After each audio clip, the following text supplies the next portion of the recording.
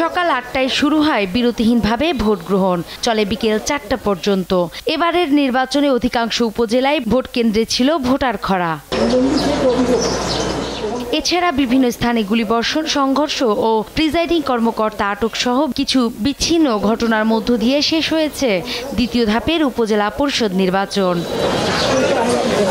দ্বিতীয় ধাপে ৩০% ভোট পড়েছে বলে জানালেও বলেন, একেবারে নির্ভুল তথ্য বুধবার জানা যাবে বলেও জানান প্রধান নির্বাচন কমিশনার কাজী হাবিবুল আওয়াল। নির্বাচনে উপস্থিতির যে হার, সেটি এ পর্যন্ত আমরা যেটা পেয়েছি এটি 30+ হতে পারে এখন পর্যন্ত। তবে একেবারেই সঠিক নির্ভুল তথ্য হয়তো আপনারা আগামীকাল পাবেন।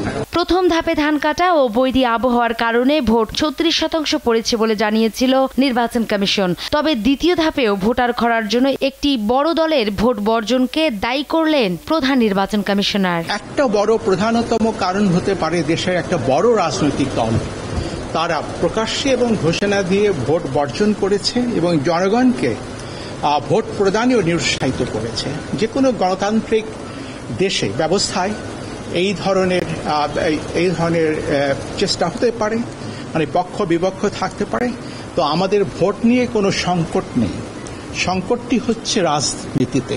পুলিশ ও প্রশাসন তৎপর ছিল ও প্রতিটি কেন্দ্রে বিভিন্ন বাহিনীর অধিক সংখ্যক সদস্য মোতায়েন ছিল বলেও জানান তিনি।